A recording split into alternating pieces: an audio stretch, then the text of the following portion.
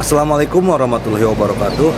Oke, seperti biasa sebelum dilanjutkan cerita pedang King Dao-nya, bantu Mimin tekan tombol like dan berkomentar.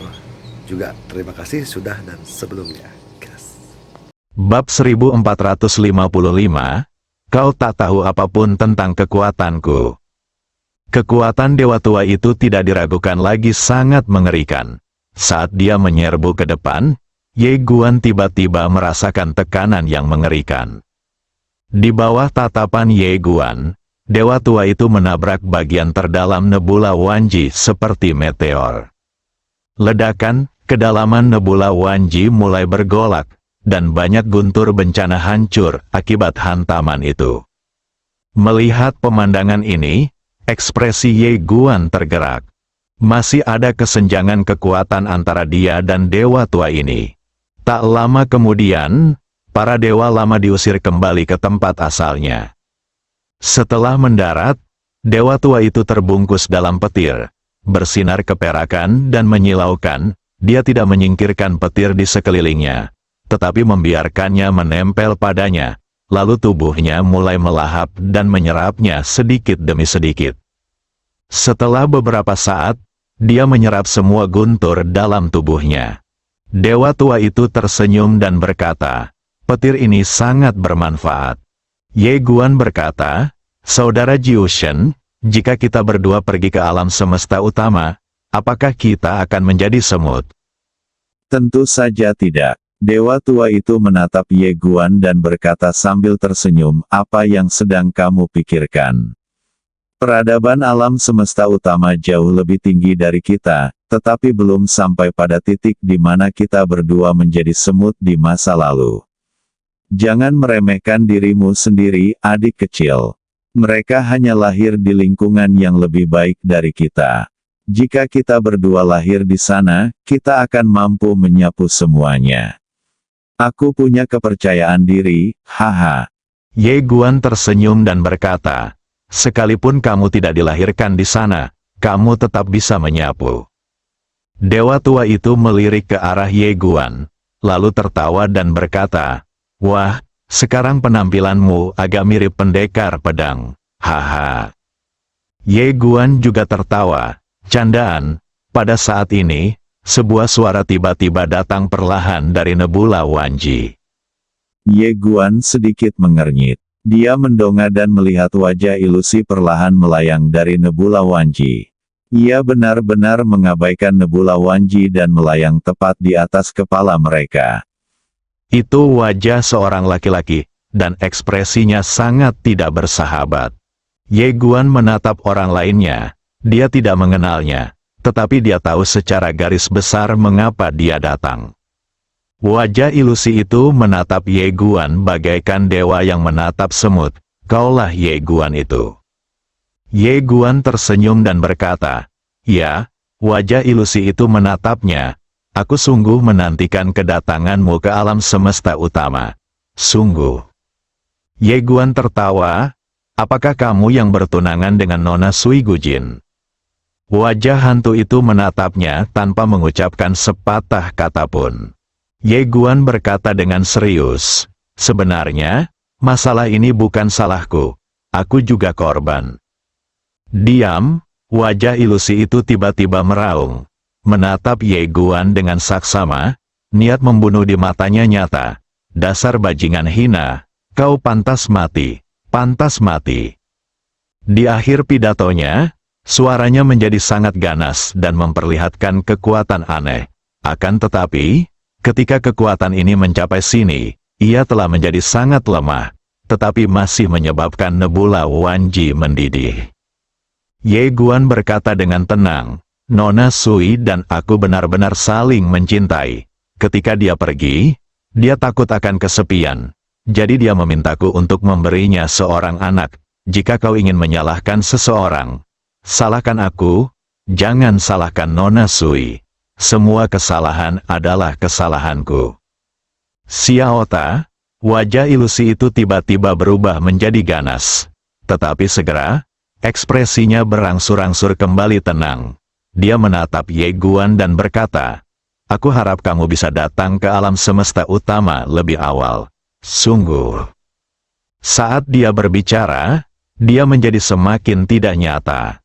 Setelah wajah ilusi itu menghilang, dewa tua itu tertawa dan berkata, "Apakah kamu sengaja memprovokasi dia?"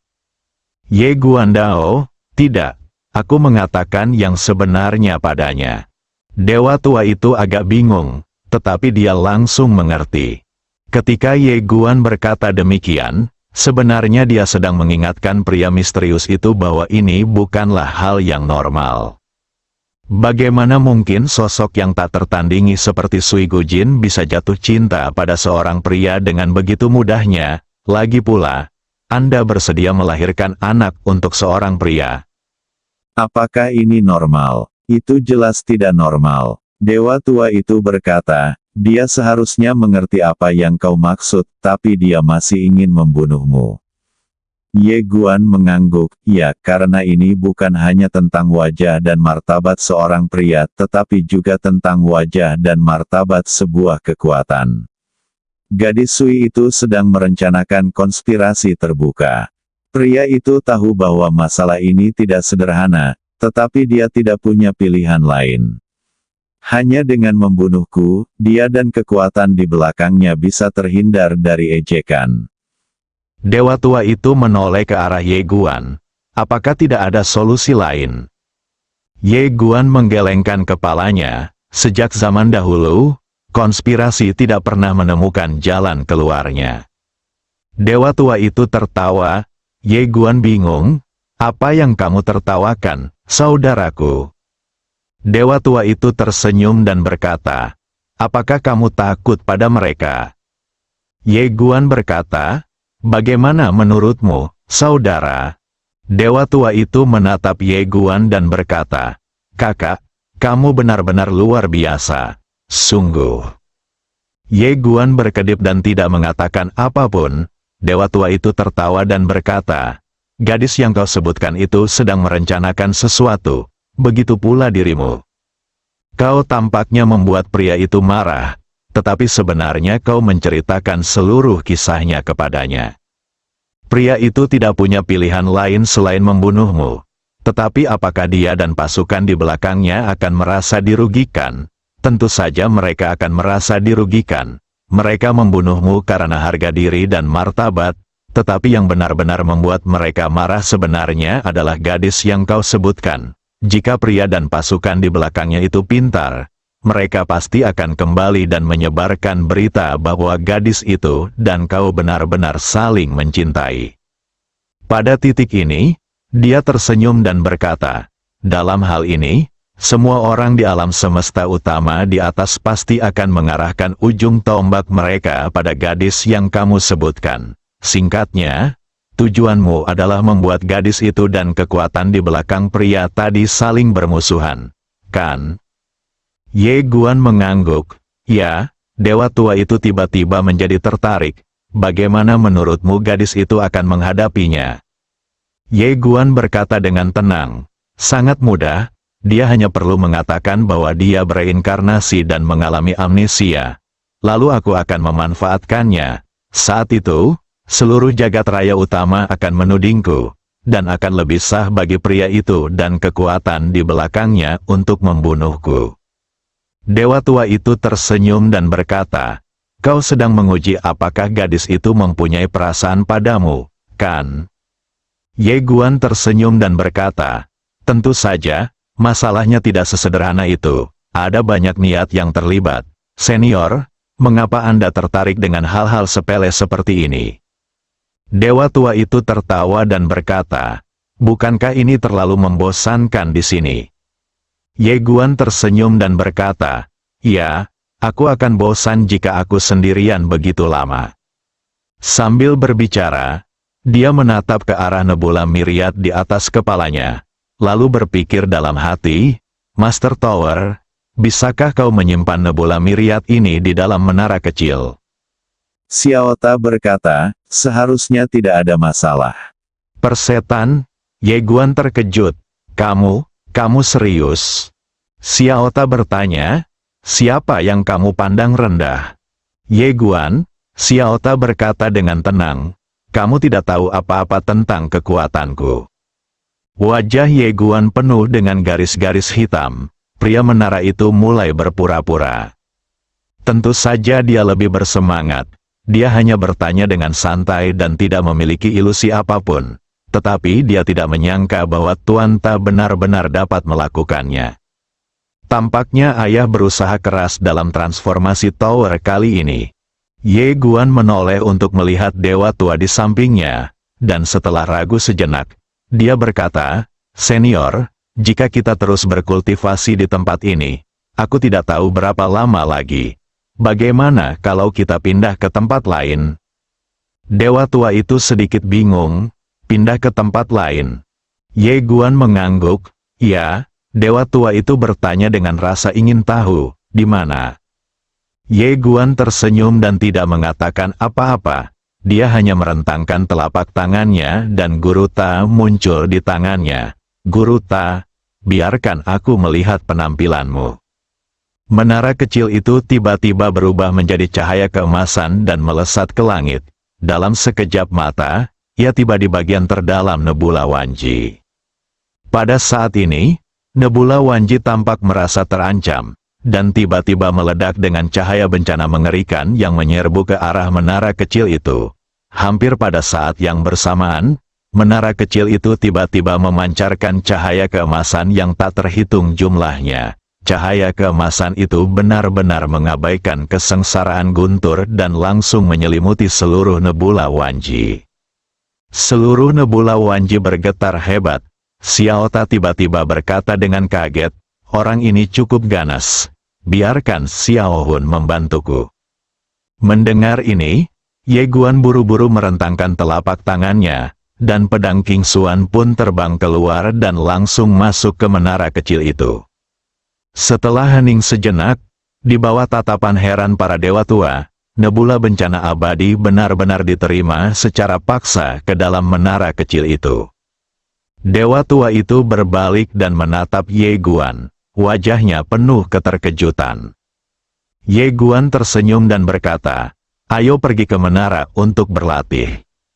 Dia sekarang mengerti, jika dia bisa berbuat curang, sebaiknya dia melakukannya dan tidak boleh ada beban psikologis apapun. Jika tidak, dia akan menyesal saat dianiaya. Apa yang perlu dia lakukan sekarang adalah berusaha sebaik-baiknya untuk meningkatkan kekuatannya berdasarkan aturan yang wajar.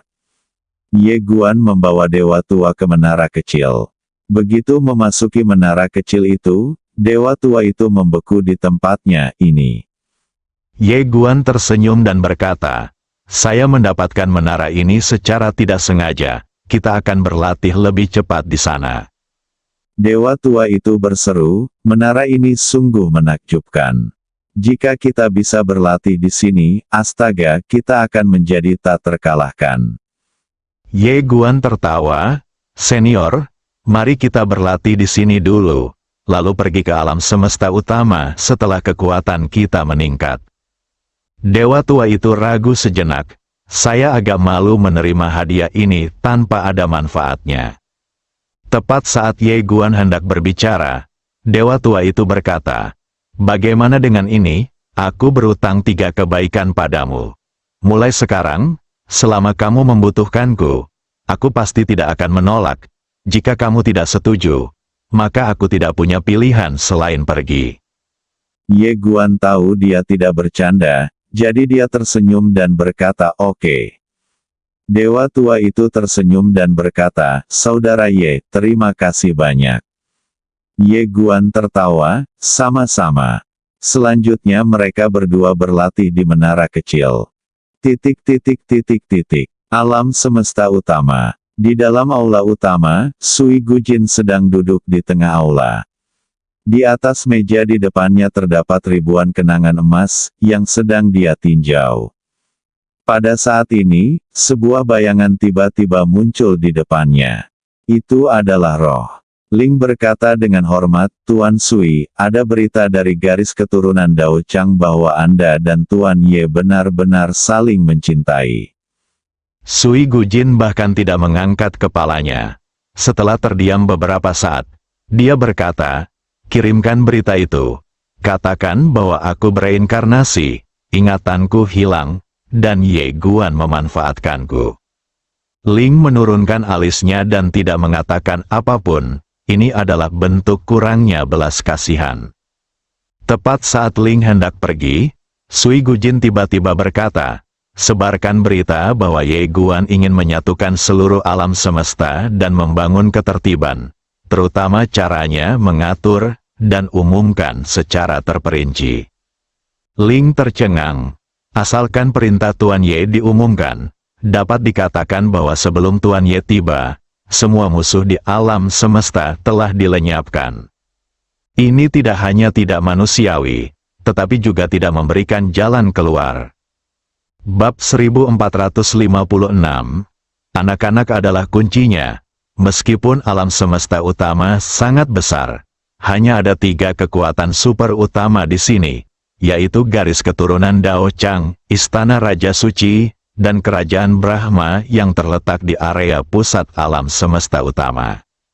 Faktanya, ketiga negara adik kuasa itu awalnya berasal dari garis keturunan yang sama. Ada seorang pria aneh di alam semesta utama saat itu, yang merupakan orang yang menciptakan sutra mendobrak tembok. Dia adalah orang pertama di seluruh alam semesta kuno. Orang pertama yang sesungguhnya. Dengan mendobrak batasan antara virtualitas dan realitas, seseorang menjadi orang luar sejati, orang luar yang legendaris. Pria luar biasa itu adalah orang pertama yang mencapai keadaan ini. Dapat dikatakan bahwa negara ini diciptakan olehnya. Kemudian, setelah dia tiba-tiba menghilang, para pengikutnya mulai bertarung satu sama lain demi sutra mendobrak tembok. Akhirnya, sutra mendobrak tembok dibagi menjadi 6, 3 di antaranya diperoleh oleh leluhur 3 negara adik kuasa saat ini, dan 3 lainnya menghilang. Di antara 3 kekuatan super, Kerajaan Brahma adalah yang terkuat, diikuti oleh Istana Raja Suci dan garis keturunan Dao Chang. Tentu saja perbedaannya tidak terlalu besar. Hasilnya adalah ketiga kekuatan tersebut hidup damai hingga sekarang. Namun, keadaan tiba-tiba berubah. Saat itu, pemimpin garis keturunan sebelumnya dari garis keturunan Dao Chang dan penguasa sebelumnya dari Istana Raja Suci tiba-tiba mengumumkan pernikahan antara kedua belah pihak. Orang-orang yang terlibat dalam pernikahan itu tidak lain adalah Dao Chang Tian, tuan muda dari garis keturunan Dao Chang, dan Seng Gujin, Raja Suci dari Istana Raja Suci saat itu. Tujuan dari perkawinan kedua kekuatan itu sudah jelas, yakni tentu untuk melawan kerajaan Brahma yang sakti. Kemudian, Seng Gujin tiba-tiba menghilang, dan ketika dia muncul kembali, dia sedang hamil. Perlu disebutkan bahwa, karena beberapa alasan yang tidak diketahui, setelah Seng Gujin kembali ke Istana Raja Suci, penguasa Istana Raja Suci sebelumnya tiba-tiba meninggal. Maka, wajar saja jika dia menjadi penguasa baru Istana Raja Suci. Garis keturunan Dao Chang. Sekarang, semua orang di garis keturunan Dao Chang, dari atas sampai bawah, menahan luapan amarah. Seng Gujin ditunangkan dengan Dao Chang oleh penguasa Istana Raja Suci sebelumnya, dan sekarang, Seng Gujin sedang hamil. Ini hanyalah tamparan di wajah garis keturunan Dao Chang. Namun tanpa diduga, para pemimpin puncak garis keturunan Dao Chang menekan masalah tersebut. Jauh di balik gunung, di sebuah ladang, seorang lelaki tua membungkuk dan menanam bibit padi. Orang tua itu mengenakan kemeja kain kasar dan celana panjang, rambutnya putih, dan wajahnya penuh kerutan dengan sedikit kotoran di atasnya. Tidak seorang pun yang menyangka bahwa orang di hadapannya adalah ketua garis keturunan Dao Chang saat ini. Tidak seorang pun tahu namanya, dan orang luar memanggilnya Patua Dao. Tentu saja, hanya sedikit orang yang berani memanggilnya seperti itu. Sekitar 10 kaki dari tepi lapangan, berdiri seorang pria berjubah brokat. Lelaki itu berdiri tegak di sana, dan ada tatapan menantang di matanya. Orang ini adalah Dao Changtian, tuan muda dari garis keturunan Dao Chang. Saya tidak tahu berapa lama waktu yang dibutuhkan, tetapi lelaki tua itu akhirnya selesai menanam bibit tanaman. Dia berjongkok di depan parit di ladang, mencuci tangannya, lalu berjalan menuju pondok di kejauhan. Dao Zhangtian berjalan mendekat, mengambil sapu tangan bersih dan menyerahkannya kepada lelaki tua itu. Kakek. Orang tua itu mengambil sapu tangan dan menyekanya, lalu bertanya, apakah kamu pernah ke sana? Dao Zhangtian mengangguk. Orang tua itu berjalan ke kursi di dekatnya dan berbaring.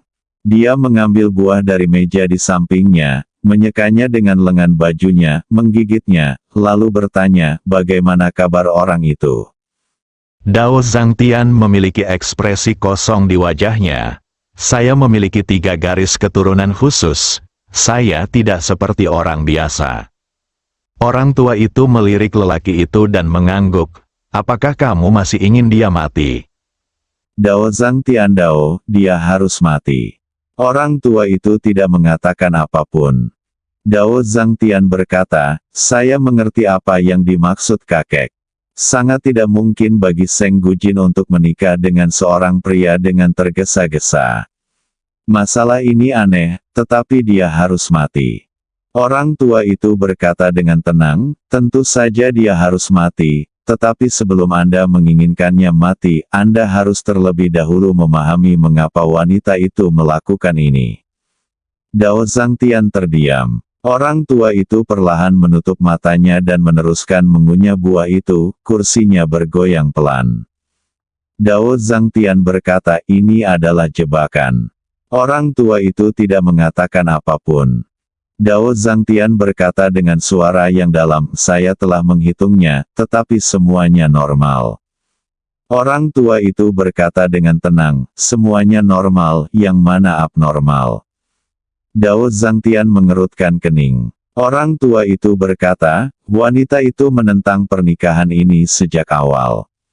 Ini bisa dimengerti. Lagi pula, tidak ada yang mau menjadi pion atau korban. Tapi kamu harus mengerti bahwa dia sekarang adalah penguasa suci istana Raja Suci. Mengapa dia menjadi penguasa suci? Dia pergi ke dunia bawah dan hamil. Setelah dia kembali, penguasa suci yang lama tiba-tiba meninggal. Dao Zhangtian berkata, orang itu adalah kuncinya. Orang tua itu berkata, mungkin juga anak itu adalah kuncinya.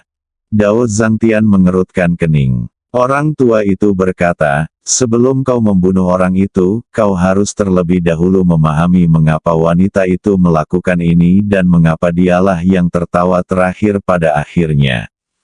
Dao Zhangtian perlahan menutup matanya, kakek, di hadapan kekuatan absolut, kebijaksanaan apapun hanyalah omong kosong. Orang tua itu meliriknya ke samping, tetapi apakah kamu memiliki kekuatan yang mutlak? Dao Zhangtian menggelengkan kepalanya, tidak. Orang tua itu mencibir, apa yang kamu bicarakan? Dao Zhangtian berkata, aku tahu apa yang dimaksud kakek, dan aku juga mengerti maksud wanita itu. Dia melakukan semua ini untuk secara sengaja memprovokasiku dan membuatku membunuh pria itu. Dan pria itu jelas bukan orang yang sederhana. Dia menggali lubang untuk memikat kita ke dalamnya. Dan kita harus melompat ke dalam lubang ini. Jika pria itu tidak mati, rasa malu akan selalu mengikutiku dan garis keturunan Dao Changku. Dia merencanakan secara terbuka, dan tidak ada solusi. Orang tua itu berkata, hanya itu saja. Dao Zhangtian ragu-ragu sejenak dan berkata, kakek, ini adalah satu-satunya level yang bisa aku lihat. Orang tua itu mengangguk. Hampir tidak bisa dilewati. Sambil berbicara, dia menggigit buah itu dan berkata, wanita itu jelas tidak hanya ingin mengalihkan masalah. Dengan kebijaksanaannya, dia pasti mengerti bahwa jika garis keturunan Dao Chang kita bentrok dengan istana Raja Suci miliknya, kita hanya akan berakhir dengan kehancuran diri kita sendiri. Namun, dia tetap melakukannya, yang berarti pasti ada permainan lain di dalam permainan, dan rencana lain di dalam rencana. Dao Zhangtia Dao, apa maksud kakek? Orang tua Tao itu berkata, perhatikan situasi dengan tenang, tanggapi semua perubahan dengan sikap yang sama, dan lawan gerakan yang kamu buat. Dao Zhangtian perlahan mengepalkan tangannya, kau tidak akan membunuh orang itu. Orang tua itu menoleh ke arah Dao Zhangtian, ada banyak cara untuk membunuh orang, kamu tidak harus melakukannya sendiri. Mengerti?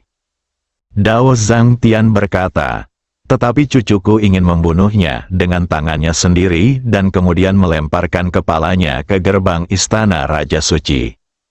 Gambaran yang lebih besar, orang tua itu berkata dengan tenang, dulu, aku pernah berkomplot dengan tuannya, berharap bahwa melalui pernikahan, kita bisa bekerja sama untuk menghadapi kerajaan Brahma.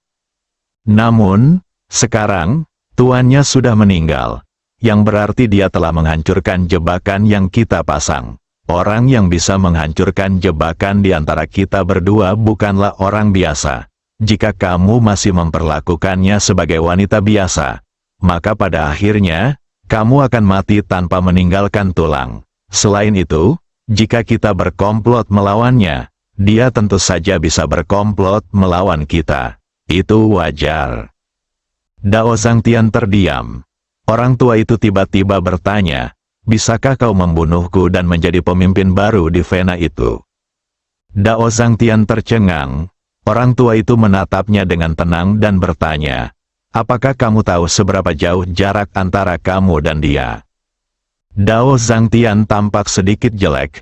Orang tua itu berkata, jangan cemas atau marah, karena itulah yang ingin dilihat musuhmu. Karena dia sudah mulai menyusun rencananya, yang harus kita lakukan sekarang adalah menunggu dan melihat. Tentu saja, jika kau bersikeras membunuh orang itu, aku tidak akan menghentikanmu, tetapi kau pasti akan menyesalinya. Dao Zhangtian perlahan menutup matanya. Kakek, tentu saja aku akan mendengarkanmu, tetapi orang itu harus mati. Orang tua itu berkata, kalau begitu, pergilah dan mainkan permainan ini dengan mereka sendiri. Jika kamu bisa menang, kakek bisa turun tahta dengan tenang dan menyerahkan garis keturunan Dao Chang kepadamu. Dao Zhangtian membungkuk dalam-dalam, kakek akan selalu menjadi kepala garis keturunan Dao Chang. Aku tidak pernah memiliki pikiran yang tidak pantas. Yang aku inginkan hanyalah agar pria itu mati. Kakek bersedia mempercayaiku. Jadi aku akan memainkan permainan ini dengan mereka. Orang tua itu mengangguk dan berkata, silakan. Dao Zhangtian membungkuk dalam-dalam lagi lalu melangkah mundur. Di sebuah aula, Dao Zhangtian duduk di kursi utama. Selain dia, ada 19 orang lainnya di aula itu, yang duduk di sisi kiri dan kanan. Orang yang memimpin di sebelah kiri adalah seorang lelaki tua berjubah Konfusianisme. Sedangkan orang yang memimpin di sebelah kanan adalah seorang penganut Tao yang memegang kompas. 19 orang ini adalah stafnya. Seberapa hebat garis keturunan Dao Chang? Sebagai tuan muda dari garis keturunan Dao Chang, dia secara alami memiliki timnya sendiri, dan orang-orang di depannya adalah tim sastra di timnya. Dao Zhangtian melirik semua orang dan berkata, begitulah adanya, kalian bebas bicara. Orang tua berjubah Konfusianisme yang memimpin kelompok di sebelah kiri berkata, ini sebenarnya masalah sederhana. Jika kita ingin tahu seberapa hebat pemuda itu, kita hanya perlu mengeluarkan perintah pencarian. Begitu dia maju, tentu saja akan ada banyak orang yang mencari masalah dengannya. Dengan cara ini, kita bisa duduk santai dan menonton pertarungannya. Pendeta Tao itu menggelengkan kepalanya. Masalah ini jelas tidak sesederhana itu. Wanita itu telah melakukan begitu banyak gerakan. Dia pasti telah memperhitungkan segalanya. Orang biasa pasti tidak akan dapat melakukan apapun terhadap anak laki-laki itu. Membiarkan orang lain pergi hanya akan memberinya pengalaman. Dan kemudian dia akan menjadi lebih kuat. Orang tua berjubah Konfusianisme itu menatap pendeta Tao dan berkata, "Lalu menurutmu apa yang harus kita lakukan?" Sang Taois berkata, "Kita punya dua masalah terbesar sekarang. Pertama, kita tidak tahu apa niat sebenarnya wanita itu, yang membuat kita bersikap pasif. Kedua, kita tidak tahu kekuatan dan identitas sebenarnya dari anak laki-laki itu." Seseorang berkata, "Dia datang dari bawah. Meskipun identitasnya agak istimewa, seberapa istimewanya itu?" Sang Tao melirik ke arah pemuda yang tengah berbicara. "Kau dikirim oleh Ye Guan, kan?" Setiap orang, anak laki-laki itu tampak sedikit tidak senang. "Kamu."